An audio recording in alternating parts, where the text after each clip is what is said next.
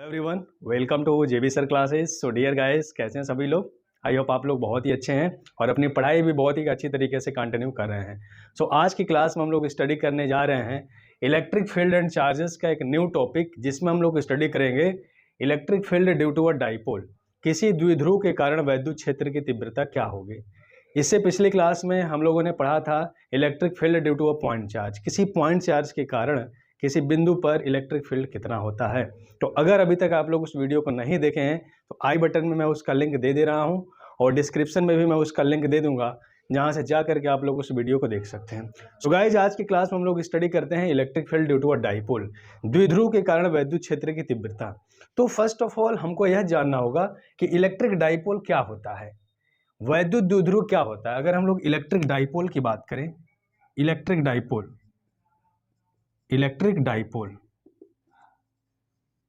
वैद्युत द्विध्रुव,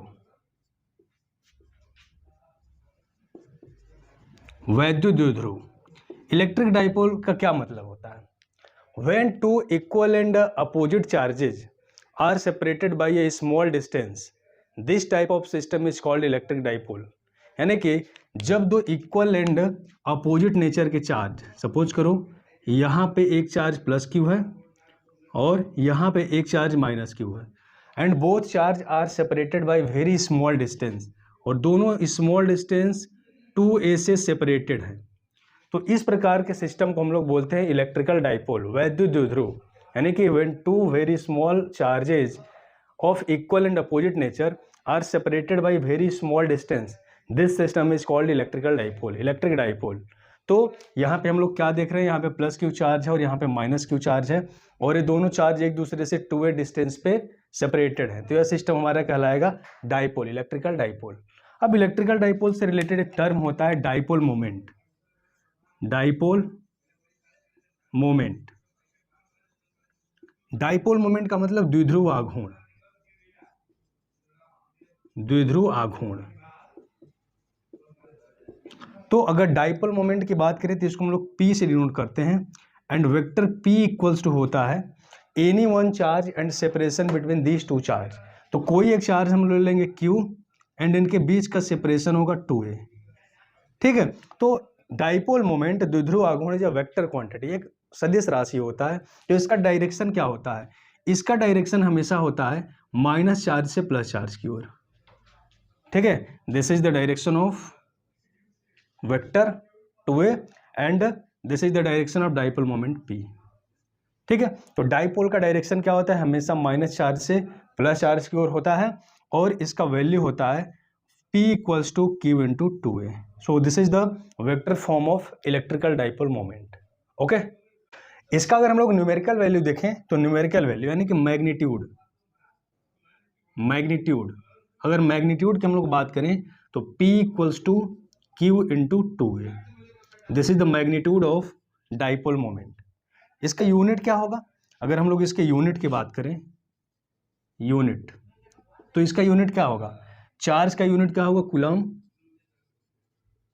कूलम, और डिस्टेंस का यूनिट मीटर, तो इसका यूनिट हो जाएगा कूलम मीटर। इसका अगर हम लोग डायमेंशनल फॉर्मूला निकालें,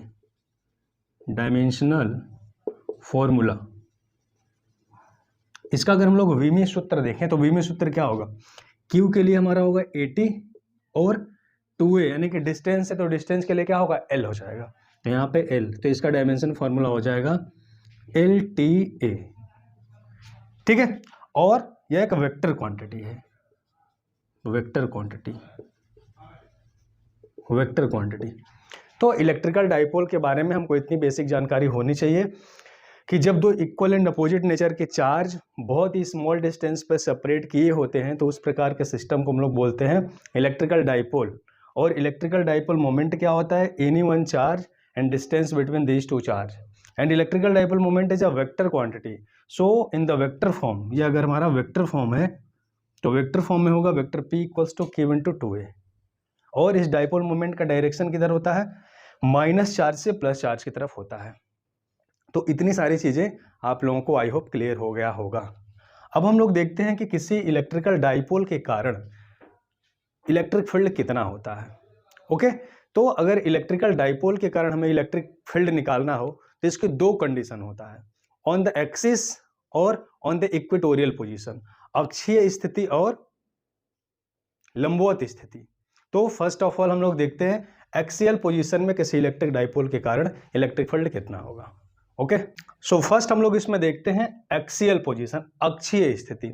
अब देखो यहाँ पे हमारा एक डाइपोल है, यहाँ पे हमारा डाइपोल है, ठीक है, this is minus Q and this is plus Q, और उनके बीच का स्मॉल डिस्टेंस क्या है 2a, दिस इज 2a, और ये इसका मिड पॉइंट है, ठीक है, दिस इज मिड पॉइंट, इसको हम लोग ले लेते हैं O, वो इज द मिड पॉइंट।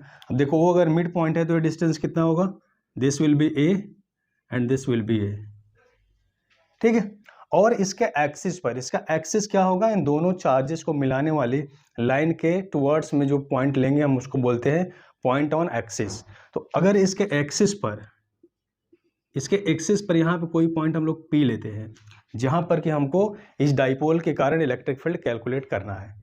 तो अगर हम यहाँ से इसके सेंटर से कंसीडर करें कि इसके सेंटर से इस पॉइंट P तक की दूरी क्या है, R है।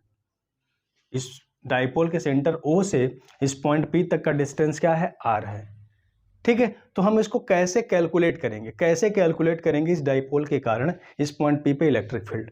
तो हम लोग क्या देख रहे हैं कि this dipole is made of two equal and opposite charge, यहाँ पे माइनस क्यू एक बार प्लस क्यू। तो एक बार हम लोग प्लस क्यू के कारण इलेक्ट्रिक फील्ड कैलकुलेट करें, फिर माइनस क्यू के कारण इलेक्ट्रिक फील्ड कैलकुलेट करें और दोनों का वेक्टर सम कर दें, तो इस पॉइंट पे हमको रिजल्टेंट इलेक्ट्रिक फील्ड मिल जाएगा।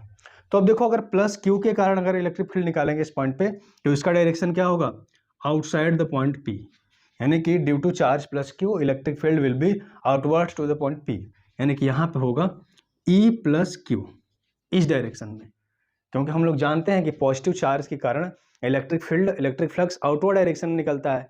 So the direction of electric field is also will be in the outward direction. अब नेगेटिव चार्ज के कारण क्या देखेंगे, नेगेटिव चार्ज के कारण क्या होगा, इस डायरेक्शन में होगा electric field E minus Q, ठीक है। अब इन्हीं दोनों का निकाल करके हम लोग इनका वेक्टर सम कर दें तो रिजल्टेंट हमें इस पॉइंट पर मिल जाएगा, ठीक है। तो यहाँ पे हम लोग कैलकुलेट करते हैं इलेक्ट्रिक फील्ड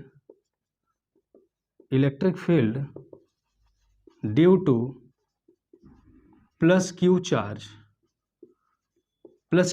के कारण इलेक्ट्रिक फील्ड कितना होगा, इसको अगर हम लोग लिखें E प्लस क्यू तो कितना होगा 1/4 pi epsilon nought Q upon, अब देखो इस प्लस क्यू चार्ज से इस पॉइंट P तक का डिस्टेंस कितना होगा, यहाँ से यहाँ तक का डिस्टेंस है R है और ये डिस्टेंस R है, तो यहाँ से यहाँ तक का डिस्टेंस क्या हो जाएगा, R माइनस A होगा ना।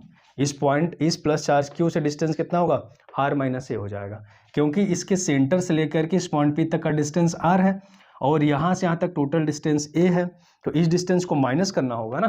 तो R में से A को माइनस कर देंगे तो इस प्लस क्यू चार्ज से इस पॉइंट तक का डिस्टेंस हमको मिल जाएगा जो कि R माइनस A है। तो यहाँ से क्या हो जाएगा, R माइनस A का होल स्क्वायर, और यहाँ से हम लोग लिख सकते हैं R कैप, ठीक है। This is the electric field due two plus Q charge, ठीक है। डायरेक्शन क्या होगा, डायरेक्शन आउटवर्ड डायरेक्शन में होगा। अब electric field due to minus Q charge के कारण इलेक्ट्रिक फील्ड क्या होगा, E माइनस क्यू कितना हो जाएगा 1/4 pi epsilon not minus Q upon, अब देखो यहाँ से माइनस क्यू से डिस्टेंस कितना होगा, यहाँ से लेकर यहाँ तक डिस्टेंस R है और इसमें A को ऐड कर देंगे तो यहाँ से हमको मिल जाएगा R प्लस A का होल स्क्वायर, और ये क्या होगा, इनवर्ड डायरेक्शन में होगा, इनवर्ड डायरेक्शन, ठीक है। इसको हम लिख सकते हैं R कैप, ठीक है। अब दोनों का रिजल्टेंट क्या होगा, तो रिजल्टेंट इलेक्ट्रिक फील्ड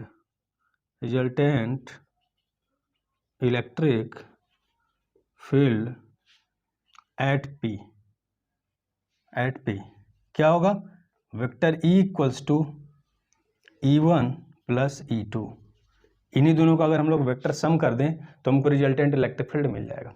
चलो E1 और E2 का वैल्यू अगर हम लोग देखें तो मैग्नीट्यूड कितना हो जाएगा इसका, E equals to magnitude of electric resultant electric field, E equals to कितना हो जाएगा, E1, या यहाँ से हम लोग बोल सकते हैं E प्लस क्यू और E माइनस क्यू, है ना।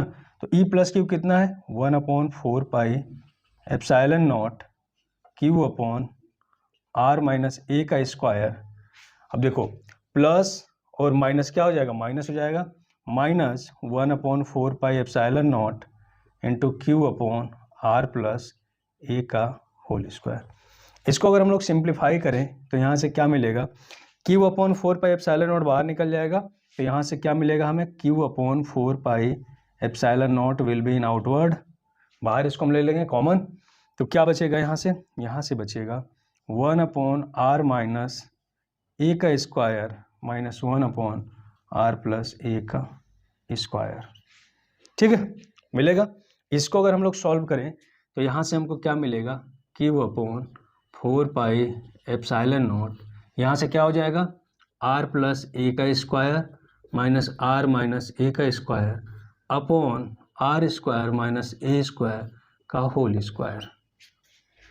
ठीक है, इसको अगर हम लोग सॉल्व करते हैं तो यहाँ से हमको क्या मिलेगा, यहाँ से हमको मिल जाएगा E equals to Q upon 4 pi epsilon nought, R plus A का होल स्क्वायर को एक्सपेंड करेंगे तो क्या मिलेगा, R square plus A square plus 2AR minus R square minus A square plus 2AR। ठीक है, इसका स्क्वायर करेंगे फिर ब्रैकेट ओपन हो जाएगा तो साइन चेंज हो जाएगा, upon R square minus A square का होल स्क्वायर। अब देखो यहाँ पे क्या होगा, R स्क्वायर ए स्क्वायर कैंसिल, यहाँ से कैंसिल आउट हो जाएगा, यहाँ से बच जाएगा Q upon 4 pi epsilon not into 4AR upon R square minus A square का होल स्क्वायर। ठीक है, अब देखो यहाँ से हम लोग एक फॉर्मूला पढ़े हैं, अभी हम लोग क्या फॉर्मूला पढ़े हैं, हम लोग पढ़े हैं अभी क्या पढ़े हम लोग कि P equals to Q into 2A पढ़े हैं ना। तो इसको हम लोग क्या लिख सकते हैं, 1/4 pi epsilon not into 2 into 2Q into 2A, Q into 2A into R, ऐसे लिख सकते हैं इसको। देखो यहाँ से हमने 2 कर दिया, फिर Q हो गया, फिर 2A हो गया, फिर R हो गया, इसको मल्टीप्लाई करेंगे तो यही आएगा 4AR into Q upon R square minus A square का होल स्क्वायर। तो इसको हम लोग लिख सकते हैं, इसको क्या लिख सकते हैं, 1/4 पाई एप्सिलॉन नॉट इंटू 2, अब Q इंटू 2A क्या है, Q into 2A is P R upon R square minus A square का होल स्क्वायर। इतनी बात क्लियर है। अब देखो यहाँ पर जो डाइपोल की साइज होती है ना, और यहाँ पे जो हमने पॉइंट लिया है, डाइपोल का डिस्टेंस क्या है A, डाइपोल के दोनों चार्ज के बीच का डिस्टेंस क्या है 2A है, और जहाँ पे हमें इलेक्ट्रिक फील्ड निकालना वो डिस्टेंस R है। तो R के कंपैरिजन में A बहुत ही स्मॉल होता है। ठीक है, तो since A is very very less than R, A का वैल्यू R से बहुत छोटा होता है, इसलिए A square is also very very less than R square. तो उस कंडीशन में क्या करेंगे, हम A स्क्वायर को निगलेक्ट करेंगे, तो उस कंडीशन में E कितना हो जाएगा, E इक्वल्स टू हो जाएगा 1/4 pi epsilon not into 2PR upon R power 4। A square neglect हो जाएगा, R स्क्वायर का स्क्वायर करेंगे R पावर 4 हो जाएगा, तो यहाँ से एक और यहाँ से कैंसिल आउट हो जाएगा, तो यहाँ से हमको मिलेगा E equals to 1/4 pi epsilon not into 2P upon RQ। This is the resultant electric field due to a dipole on its axial position। ठीक है, तो हमारा कंक्लूजन क्या निकला, हमारा कंक्लूजन नहीं निकला E equals to 1/4 pi epsilon not 2P upon RQ, जहाँ पे P क्या है, डाइपोल मोमेंट है, और R क्या है, उस डाइपोल मोमेंट के मिड पॉइंट से जिस पॉइंट पे इलेक्ट्रिक फील्ड निकालना है वहाँ तक का डिस्टेंस है। ठीक है, तो हमारा रिजल्टेंट क्या निकला, E equals to 1/4 pi epsilon not into 2P upon RQ। इसको और क्या लिख सकते हैं, 9 into 10⁹ into 2P upon RQ। This is the electric field due to dipole on its axial condition. ठीक है। तो हम यहाँ पे क्या देख रहे हैं कि अगर कोई पॉइंट, किसी पॉइंट चार्ज के कारण किसी डिस्टेंस पे इलेक्ट्रिक फील्ड हम लोग निकालते हैं तो उसके लिए फॉर्मूला क्या होता है, E equals to 1/4πε0 into Q/r²। Point charge के कारण निकालेंगे तो r² होता है, बट किसी डाइपोल के कारण निकालते हैं तो r³ के इनवर्सली प्रोपोर्शनल होता है। ठीक है, तो ये पॉइंट बहुत ही इंपॉर्टेंट है, इसको हमें कंसीडर करना चाहिए, इसको बात को हमें समझना चाहिए कि अगर डाइपोल के केस में देखा जाए तो r³ के इनवर्सली प्रोपोर्शनल होगा, और अगर किसी पॉइंट चार्ज के कारण देखा जाए तो r² के इनवर्सली प्रोपोर्शनल होगा। तो यह हमारा होता है अक्षीय स्थिति में, एक्सियल कंडीशन। ठीक है, E इक्वल्स टू 1/4πε0 2p/r³ या 9 × 10⁹ 2p/r³। यूनिट क्या होगा, न्यूटन पर कूलम। तो आई होप ये डेरिवेशन आप लोगों को बहुत ही अच्छे से समझ में आया होगा, और अगर फिर भी इसमें कोई डाउट होता है तो आप लोग कमेंट करके पूछ सकते हैं। तो नेक्स्ट हमारा जो है इक्वेटोरियल पोजीशन, इक्वेटोरियल पोजीशन को हम लोग नेक्स्ट वीडियो में देखेंगे। तो आई होप सारी चीज़ें आप लोगों को यहाँ तक क्लियर होगी। फिर भी अगर कोई डाउट होता है तो आप कमेंट सेक्शन में कमेंट करके पूछिए। फिर मिलेंगे नेक्स्ट वीडियो में, जिसमें कि हम लोग देखेंगे electric field due to a dipole on its equatorial position. So okay, thank you very much.